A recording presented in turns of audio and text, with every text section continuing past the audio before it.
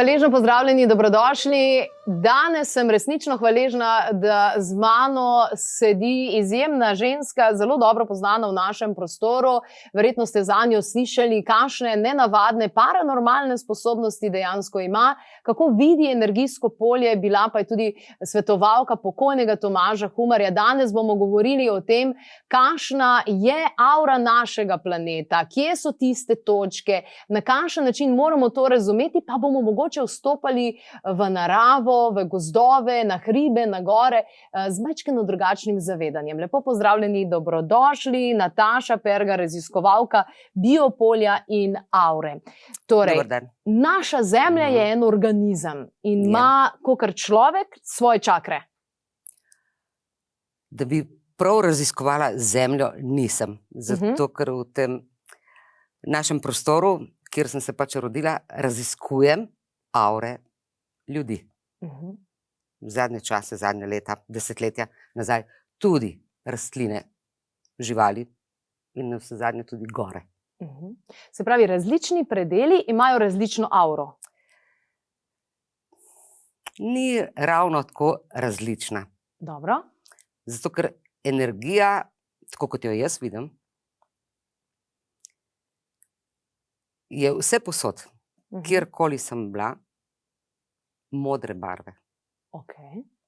S tem, da je pri ljudeh to nekaj malo drugače kot pri neživi snovi, čeprav vse, kar je manifestirano, ima pač neko obliko, ima neko informacijo. Pri ljudeh smo pač ožarčeni, oživljeni z energijo, prihaja v nas in ki jo sami proizvajamo. Okay. In se vidi malo drugače kot pri hribih ali pa kot pri rastlinah. Živali so nam že podobne.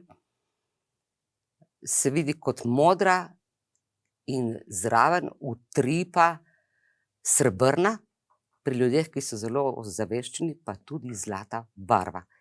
To, kar je rumeno, se pretaka, oziroma srebrno ali pa zlato se pretaka po meridijanih.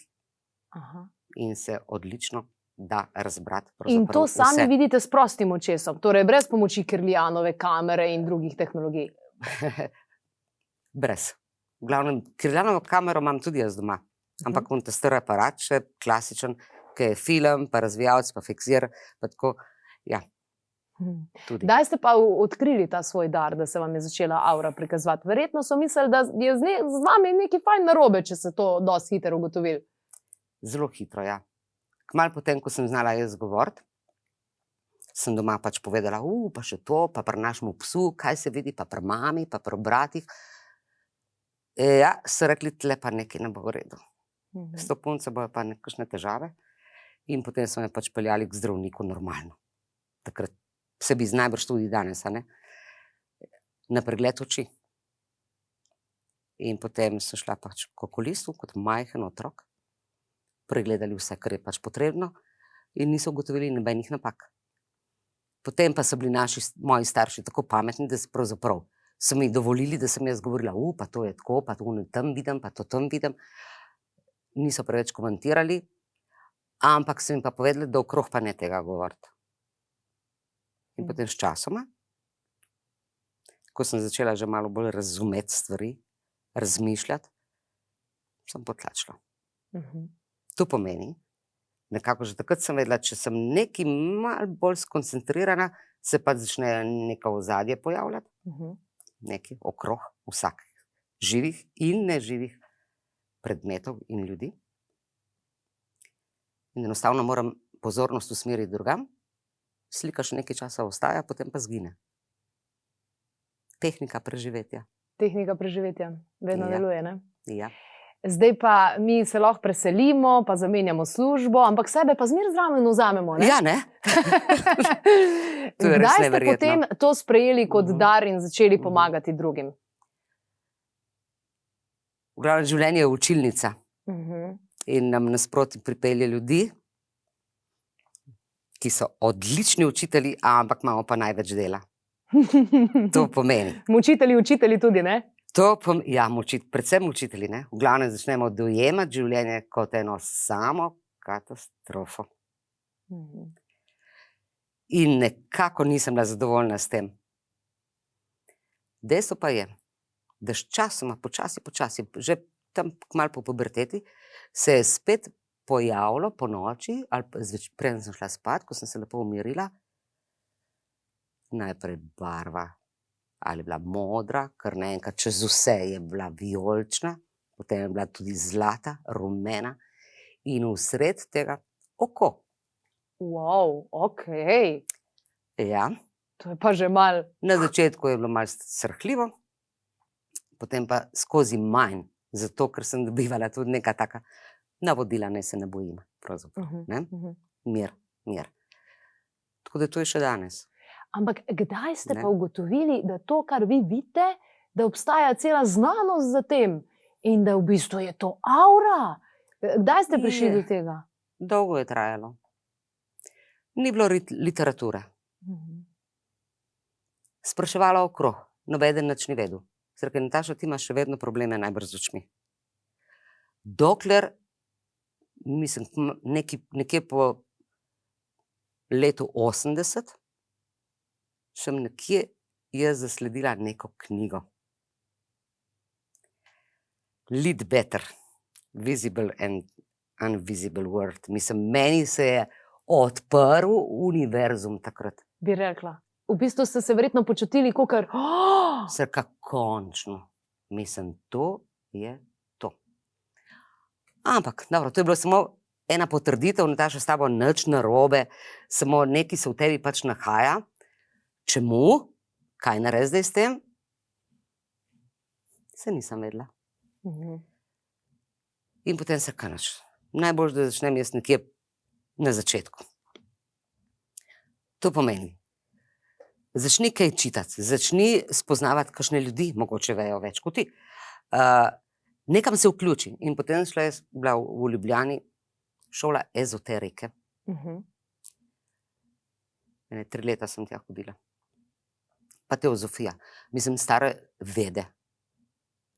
No, in med vrsticami sem potem jaz začela razbrati. Pravzaprav, da je v meni neko vedenje, ker ga moram sama raziskovati. No, in tako je pač že celo, to je dolga pot. V bistvu do danes, to jaz raziskujem že 40 let. Wow. To je tako, kot da imaš nametane črke, zdaj pa čitaj.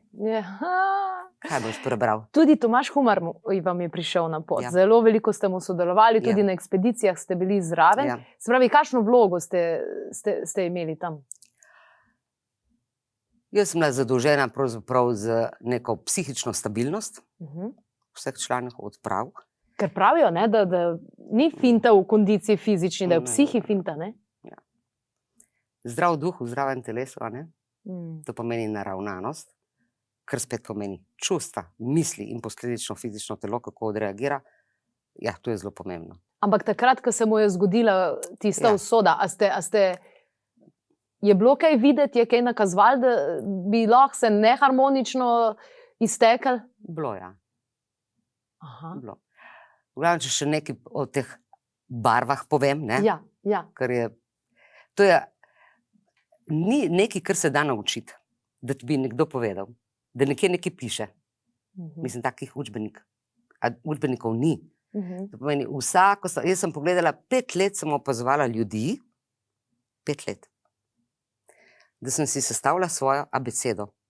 In ko sem bila nekje neko zeleno, pa spraševala človeka, pogovarjala.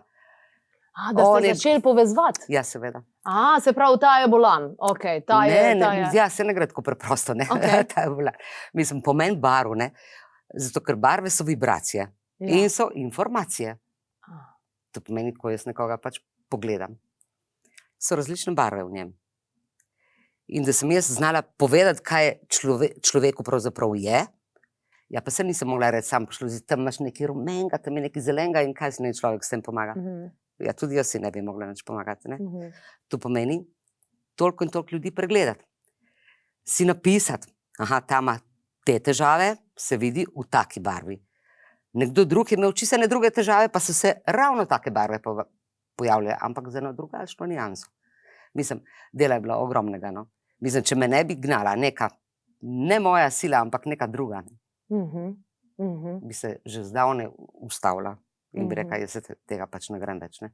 To pomeni, da sem si zapisovala njihova prepričanja od ljudi, njihove vrednote, po katerih živijo in kako živijo v normalnem življenju.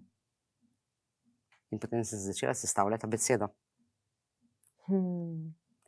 In potem sem prišla tako, da kako naša čustva, naše prepričanje vpliva na naše zdravje, posledično se to vidi pač v auri. S tem, da bolezni, ki jih imamo, se lahko vidijo tudi že prej. Zato, ker smo v notranjosti tako naravnani. V bistvu na fizični ravni se na koncu poznajo. Na koncu. To je zadnja postaja. Zato, ker nismo ozaveščeni, se ne znamo poslušati. Če bi si prisluhnili, ali bi točno vedeli, zakaj gre. Pa si ne. Enostavno odrivamo stran, imamo še to obvezno, še ne. Zanimivo je, ne? Ko se nam pokvari avto, pa to odreagiramo, takole odreagiramo. Takoj je vse, že mehanik, kličemo. Vsak let na tehnični pregled. Vse je treba zrihtati. Sebe pa nič. Sebe pa nič. Zanimivo, ne? Ja. Kako so nam materialne dobrine precej bolj pomembne kot mi sami. Ampak ni prav, ne. Začne se pri nas. Nam boste zaupali o Tomažu takrat, ko se je podal? Jaz sem šla ta drugi dan domov takrat in nisem bila prisotna, zato ker sem imela pač svoje obveznosti, Stipe Božič pa jaz sva pač odšla in vse ostalo sem vedela ravno tako kot vsi ostali pač iz medijev. Da pa Gora nekaj pripravlja, se je pa videlo že cel mesec. Gora oddaja ima svojo pač vibracijo, ima svojo informacijo, kot vse stvari na tem svetu. In zanimivo je bilo to opazovati. Prvič je bilo to 2003, še prej, ko me je Tomaž vozil okrog po naših hribih, sem mogla to začeti trenirati. Najprej sem rekla, kaj hočeš ti od mene zdaj? Mislim, je to normalno ali kaj? Še to ali kaj? No, ja, in sem mogla tudi tam ugotoviti govorico Gore. Ja, kaj ona sploh sporoča. In je bilo res zanimivo. Vse nekaj velja, je odvisno pač od dežja, od snega, vremenske razmere, piha, ne piha in tako naprej. Samo eno svojo vibracijo pa vedno ima. In se je kazala. Zjutraj je bilo drugačne barve, sproščeno, vse v redu. Ko so se naši plezalci podali vanjo, ali čiz vedno je spremenila vibracija. Ni bilo všeč. Zanimivo, zelo. In potem sem jaz to gledala neštetokrat na dan, da sem si spet rekla, Nataša, to, če vidiš ti roza je to, če vidiš rdečo je to, toliko ponovitev je moglo biti, da sem dobila, ok, abeceda štima, to pomeni, se lahko na njo zanesem. Ker, ja, tako je to. Je zagotovo. Je. Kako čutite, vidite naš Triglav? Ker moram reči, da sem velikokrat na različnih predelih sveta, ko so govorili o energijah, pa ponovadi govorijo, ne vem, o Mount Shasta, pa Benuhi, teh bolj znanih, kjer pravijo, da tudi noter, ne vem, druge civilizacije živijo in podobno. Ampak nekateri pa zelo govorijo, Triglav je pa nekaj posebnega. Kako ga sami vidite? Ta naloga mene še čaka. Ok. Jaz sem sicer na Triglavu bila enkrat, tako kot vsak Slovenc se reče. Ja, nažalost se temu ne morem pridružiti. Enkrat, samkrat, po drugih hribih, ja. Ampak, ja, to je bilo že, ulala nazaj. Da ne govorimo o kakšnih desetletjih, ne, pomeni, da me čaka še kakšna naloga. Odlično, se veselim. Da jaz to malo pogledam, kaj dogaja. Se veselim, upam, da boste to tudi poročali potem. Ja. Se pravi, jaz sem bolj malo v javnosti zadnje čase, pač. Nekako po tej knjigi sem se malo umaknila, sem rabila en odmor, se temu reče, ne. Ko se piše knjiga, se vse ponovno podoživlja. To ni nekaj, da bi brez čustev, brez... Greš še enkrat čez vse enkrat, skozi vse dneve, ampak zakaj je ravno zdaj prišla, tudi obstaja svoj razlog? Dajte vi nam nekaj povedati. Kako vi čutite trenutno obdobje? Predvsej nestanovitno je na vseh področjih in tako. Za svojo vibracijo ste se zdaj po dolgem času odločili, da se spet mečkano pojavite. Klepet ob kavi že 8 sezon dela, zdaj ste šele prvič tukaj. Zelo zanimivo. A ne? Zelo zanimivo. Zakaj ravno v Res. tem času? Oziroma, kako mislite, kaj mislite, da se zdaj more zgoditi? Ali je res zdaj en čas take močne prelomnice, o kateri vsi govorijo, temu prehodu v neko drugo dimenzijo bivanja? Moje razmišljanje Ja. je tako. Živimo, delujemo v glavnem na splošno, na nivoju prve, druge in čisto malo tretje čakre. To pomeni. Na nivoju prve čakre se shranjujejo informacije o preživetju, o varnosti in pripadnosti. In kaj se zdaj dogaja? Na drugi čakri je spoštovanje drugih, odnosi do denarja, do vseh Nismo ostalih še reči. tam. In na tretje samo spoštovanje, ne še delež, ljubezen skozi četrto čakro in potem prehod na neke višje vibracije. Torej, tudi višje dojemanje. Ampak najprej moramo začeti pri sebi. Nič ni dovolj, da rečemo, aha, vse skozi srce, zdaj pa ne vem kaj. V bistvu ostanemo pa isti. Nič se ne zgodi. Ne, ko pravijo pozitivno mišljenje, pozitivno čustvovanje, na tako podlago, kot jo imamo na splošnem, ni sadov, ne morejo biti. Torej, kaj se je zgodilo? Preživetje. S čim nas mediji vsak dan informirajo? Kako bo težko, a ne? Varnost. Ogrožena je naša varnost, a ne?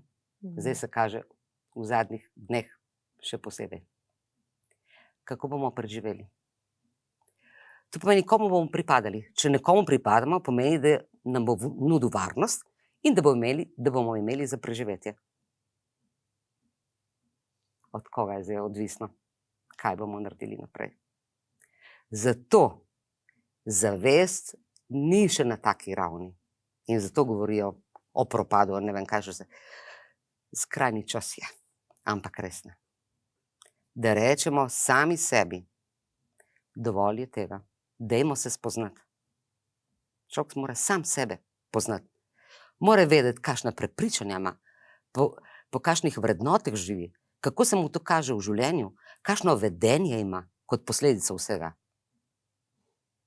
In potem ne se spremembe začnejo. Koga poslušati? Sebe, druge, nekoga, komu dajemo avtoriteto? Mislim, skrajni čas je, ampak čist zares. In mogoče res nisem slučajno, nič ni slučajno, a ne? Tukaj. Delujemo na nivoju nižjih vibracij. In iz teh nivojev, kakšne svetle prihodnosti, ne more biti. To pomeni sprememba navznoter, sprejeti sebe take, kot smo, ne se odrivati. Spoznanje sebe ne pomeni, pa se res to meni pri sebi ni všeč, jaz moram to zamenjati. Nič ne bo z tega, nazaj bo prišlo, ko je ena muha, ko je pogledati, aha, tudi to je, in potem videti, resnično tega ne potrebujem več v sebi. To ni več moje vodilo. Torej, gremo naprej. Sebe je treba začeti ceniti, biti dostojanstven sebe. Ne moramo se pustiti drugim, da vodijo naše življenje. Tako. Hvala lepa za vse te besede in za to frekvenco, vibracijo, ki jo širite. Vse na ključje, kaj ne rečem drugega, pa prijetno branje in ukvarjanje sam s sabo, karkoli to že je, ampak predvsem sam s sabo, kot smo slišali. Hvala lepa. Sam s sabo. Hvala lepa, tudi vam.